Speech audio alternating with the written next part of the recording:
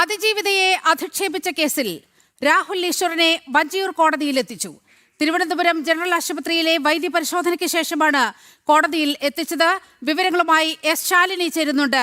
ശാലിനി, ഇപ്പോൾ രാഹുൽ പുറത്തേക്കാണോ അകത്തേക്കാണോ എന്ന തർക്കമാണ് നടക്കുന്നത്.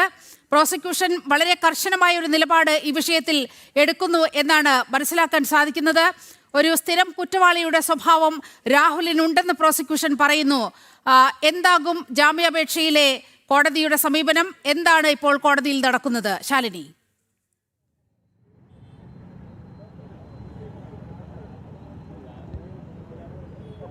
നീലിമ, Thiruvananthapuram Vanchoor additional chief judicial magistrate കോടതിയിൽ വാദം തുടരുകയാണ്. രാഹുൽ ഈശ്വറിനെ അല്പസമയം മുമ്പാണ് വൈദ്യപരിശോധനയ്ക്ക് ശേഷം ഇവിടെ എത്തിച്ചത്. ഇപ്പോൾ കോടതിയിൽ വാദം തുടരുന്നുണ്ട് എന്നുള്ളതാണ് നമുക്ക് മനസ്സിലാക്കാൻ സാധിക്കുന്നത്. വാദിഭാഗത്തിൻ്റെയും പ്രതിഭാഗത്തിൻ്റെയും വാദം തുടരുകയാണ്. ഒരു രീതിയിലും ജാമ്യം അനുവദിക്കരുത് എന്നുള്ളതാണ് ഇപ്പോൾ പ്രോസിക്യൂഷന്റെ ഭാഗത്തു നിന്നുള്ള ഇടപെടൽ. വാദം പൂർത്തിയായിട്ടുണ്ട് എന്നുള്ള വിവരങ്ങൾ നമുക്ക് കോടതിയിൽ നിന്ന് ലഭ്യമാവുകയാണ്.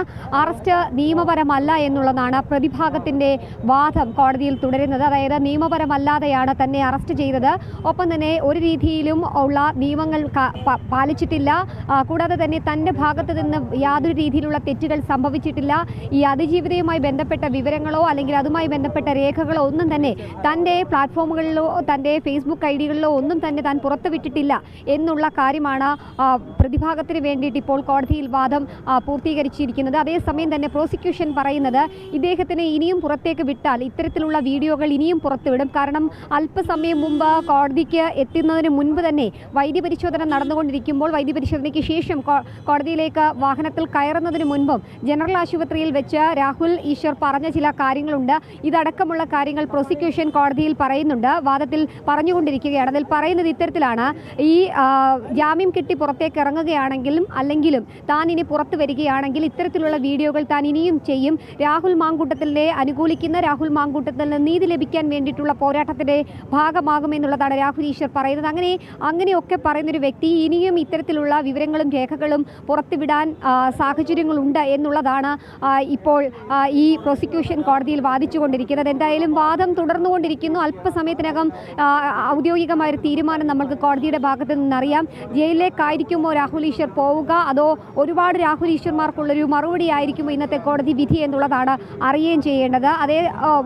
മറിച്ച് റിമാൻഡ് ചെയ്ത് കോടതിയിലേക്ക് പോകുന്നതായിരിക്കുമോ അതോ ജാമ്യം കിട്ടി പുറത്തേക്ക് വരികയായിരിക്കുമോ രാഹുൽ ഈശ്വർ എന്നുള്ളതാണ് നമുക്കിനി കണ്ടറിയേണ്ടത്. എന്തായാലും അതിജീവിതയെ അപമാനിച്ച കേസിൽ ഒപ്പം തന്നെ അതിജീവിതയെ സോഷ്യൽ മീഡിയ പ്ലാറ്റ്ഫോമുകളിൽ വലിയ രീതിയിൽ അറ്റാക്കിംഗ് നടത്താനായി ഇട്ടുകൊടുത്തു എന്ന പേരിലാണ് സൈബർ പോലീസ് കേസ് രജിസ്റ്റർ ചെയ്തത്. 5 പ്രതികൾ, 5-ാം പ്രതിയാണ് രാഹുൽ ഈശ്വർ. മറ്റ് 3 പ്രതികൾക്കായുള്ള അന്വേഷണവും നടപടികളും ഒക്കെ സൈബർ പോലീസ് തുടരുന്നതിനിടയിലാണ് രാഹുൽ ഈശ്വറിന്റെ ജാമ്യാപേക്ഷ കോടതി ഇപ്പോൾ പരിഗണിച്ചു.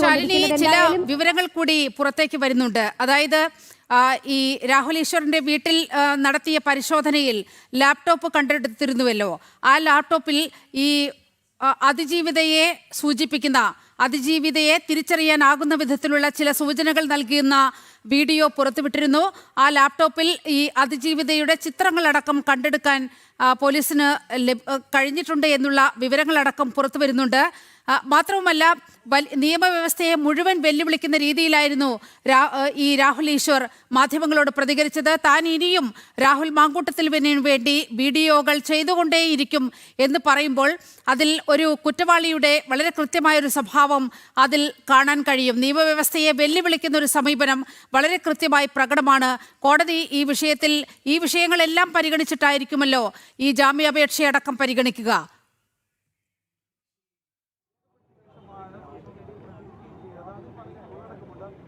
തീർച്ചയായും അങ്ങനെ തന്നെയാണ് നീലിമ. അതായത് ഇന്ന് രാവിലെ തെളിവെടുപ്പ് നടത്തുന്നതിനിടയിലാണ് അദ്ദേഹത്തിൻ്റെ ഫോണ്, ഒപ്പം തന്നെ ലാപ്ടോപ്പ് അടക്കമുള്ള ഡിജിറ്റൽ രേഖകൾ സൈബർ പോലീസിൻ്റെ പ്രത്യേക സംഘം, SIT സംഘം പിടിച്ചെടുത്തത്.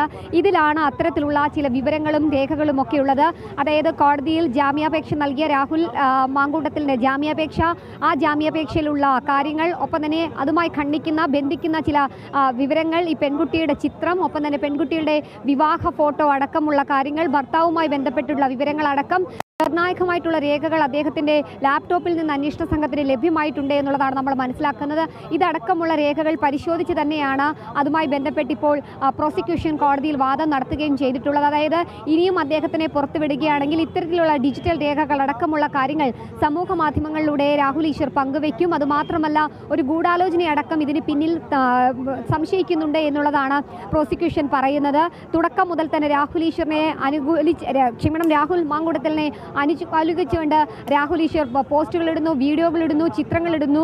ഒപ്പം തന്നെ പല മാധ്യമങ്ങൾക്ക് മുൻപിലും വന്ന് ചർച്ചകൾ നടത്തുമ്പോൾ അവിടെയും ഈ പെൺകുട്ടിയെ അപമാനിക്കുന്ന, പെൺകുട്ടിയുടെ വ്യക്തി വിവരങ്ങൾ, പെൺകുട്ടിയുടെ മറ്റു കുടുംബാംഗങ്ങളുമായി ബന്ധപ്പെട്ട വിവരങ്ങളടക്കം കൈമാറുന്ന സാഹചര്യമുണ്ടായി. അപ്പോൾ ജാമ്യം അനുവദിക്കുകയാണെങ്കിൽ സമാനമായ രീതിയിലായിരിക്കും ഇനിയും രാഹുൽ ഈശ്വർ പെരുമാറുക എന്നുള്ളതാണ് പ്രോസിക്യൂഷൻ പറയുന്നത്. ആ സാഹചര്യത്തിലാണ് ഇപ്പോൾ വാദം പൂർത്തീകരിച്ചിട്ടുള്ളത്. ഇനിയിപ്പോൾ ജാമ്യമായിരിക്കുമോ റിമാൻഡ് ആയിരിക്കുമോ എന്നുള്ളതാണ് കണ്ടറിയേണ്ടത്. എന്തായാലും ജാമ്യം ലഭിക്കുകയാണെങ്കിൽ തന്നെ ഉപാധികളോടെ ഉള്ള ജാമ്യമായിരിക്കും രാഹുൽ ഈശ്വറിന് ലഭ്യമാകുക. അതല്ല മറിച്ചാണ് എങ്കിൽ 14 ദിവസത്തേക്കോ മറ്റോ കോടതി റിമാൻഡ് ചെയ്യാനുള്ള സാഹചര്യങ്ങളും സാധ്യതകളുമുണ്ട്. ഏതായാലും ഏകദേശം 6ഓളം വകുപ്പുകൾ ചുമത്തിയാണ് രാഹുൽ ഈശ്വറിനെതിരെ നിയമപരമായി നടപടി സ്വീകരിച്ചിട്ടുള്ളത്. അതിൽ ഒരു വകുപ്പ് മാത്രമാണ് നോൺ ബെയിലബിൾ ആയിട്ടുള്ളത്. ബാക്കിയെല്ലാം തന്നെ ബെയിൽ ലഭിക്കാവുന്ന രീതിയിലുള്ള കുറ്റങ്ങളാണ്. പെൺകുട്ടിയുടെ സ്ത്രീത്വത്തെ അപമാനിക്കൽ, ഒപ്പം തന്നെ പെൺകുട്ടിയുടെ വിവരങ്ങൾ സോഷ്യൽ മീഡിയ വഴി പുറത്തുവിടുക എന്നതടക്കമുള്ള കുറ്റങ്ങൾ ചെയ്തു എന്നുള്ളതാണ് ജാമ്യം ലഭിക്കാവുന്ന കുറ്റങ്ങൾ. അതേസമയം ജാമ്യം ലഭിക്കാതിരിക്കാനുള്ള കുറ്റമായി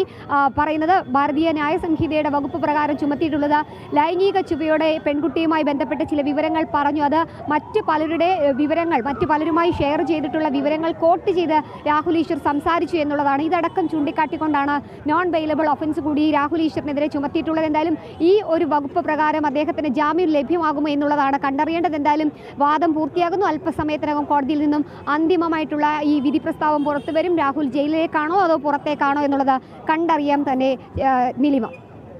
ഈ രാഹുൽ ഈശ്വറിന്റെ കാര്യത്തിൽ കടുത്ത നിലപാട് പ്രോസിക്യൂഷൻ എടുക്കുന്നു എന്നാണ് ഈ ഘട്ടം വരെയുള്ള വിവരങ്ങൾ വെച്ച് മനസ്സിലാക്കേണ്ടത്. മാത്രവുമല്ല, ശാലിനി സൂചിപ്പിച്ചതുപോലെ ഒരു തരത്തിലും ജാമ്യം ലഭിക്കാവുന്ന ഒരു വകുപ്പ് മാത്രമാണ് ജാമ്യം ലഭിക്കാവുന്ന ഇതായി ചേർത്തിട്ടുള്ളത്. മറ്റ് വകുപ്പുകളിലെല്ലാം തന്നെ നോൺ ബെയിലബിൾ ആണ്. അതുകൊണ്ട് തന്നെ ജാമ്യം കിട്ടാനുള്ള സാധ്യത എത്രത്തോളം ഉണ്ട് ശാലിനി?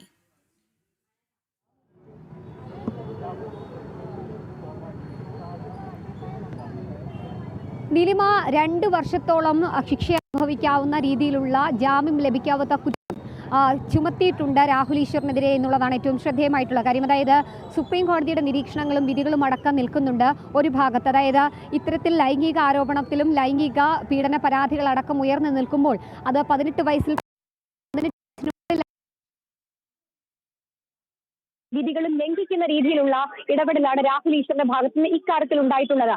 ആ ഒരു വിധി ഒരു ഭാഗത്ത് നിൽക്കുന്നു. മറുഭാഗത്ത് അദ്ദേഹം പറയുന്ന ചില കാര്യങ്ങൾ എന്നുള്ളത് താൻ ഒരു രീതിയിലും വിധി ഒരു ഭാഗത്ത് നിൽക്കുന്നു. മറുഭാഗത്ത് അദ്ദേഹം പറയുന്ന ചില കാര്യങ്ങൾ എന്നുള്ളത് താൻ ഒരു രീതിയിലും തെറ്റ് ചെയ്തിട്ടില്ല, വിവരങ്ങൾ കൈമാറിയിട്ടില്ല എന്നുള്ളതാണ്. അപ്പോൾ ഈ നിയമ സംവിധാനത്തെ എല്ലാം ഒരു ഭാഗത്ത് വെല്ലുവിളിച്ചുകൊണ്ടാണ് രാഹുൽ ഈശ്വർ പല ഘട്ടങ്ങളിലും പ്രവർത്തിച്ചിട്ടുള്ളത്. എന്തായാലും ആ നിയമ സംവിധാനത്തെ വെല്ലുവിളിച്ചിട്ടുള്ള രാഹുൽ ഈശ്വറിന്റെ നിലപാടിനെ എങ്ങനെയായിരിക്കും ഇനി കോടതി കാണുക, പ്രോസിക്യൂഷൻ കാണുക എന്നുള്ളതാണ് നമുക്ക് കണ്ടറിയേണ്ടത്. എന്തായാലും ഒരു ജാമ്യം ലഭിക്കാവുന്ന വകുപ്പുകളാണ് അതിലുള്ളത്. അതിലെ ഒരു വകുപ്പ് മാത്രമാണ് ഉള്ളത് ജാമ്യം ലഭിക്കാതിരിക്കാൻ. ആ വകുപ്പ് പ്രകാരം ജയിലിലേക്ക് രാഹുൽ ഈശ്വർ പോകുമോ എന്നുള്ളതാണ് കണ്ടറിയേണ്ടത്. ഒപ്പം തന്നെ കഴിഞ്ഞ മണിക്കൂറിൽ അദ്ദേഹം പറഞ്ഞിട്ടുള്ള ചില പ്രസ്താവനകൾ, ഇനിയും അദ്ദേഹം ഇത്തരത്തിലുള്ള വീഡിയോകൾ ചെയ്യും, രാഹുൽ മാങ്കൂട്ടത്തിനെ അനുകൂലിക്കുന്ന രീതിയിലുള്ള വീഡിയോകൾ ചെയ്യും എന്നുള്ളതാണ്. അതടക്കമുള്ള വീഡിയോകൾ കോടതിയുടെ മുന്നിലുണ്ട്. അതടക്കം പരിശോധിച്ച് നമുക്ക് കാത്തിരിക്കാം എന്താണ് വഞ്ചിയൂർ കോടതിയിൽ നിന്നും ഉണ്ടാകാൻ പോകുന്ന വിധി. രാഹുൽ അകത്തേക്കാണോ പുറത്തേക്കാണോ എന്നുള്ള കാര്യത്തിലടക്കം വളരെ പെട്ടെന്ന് തീരുമാനം ഉണ്ടാകും എന്നാണ് പ്രതീക്ഷിക്കുന്നത്.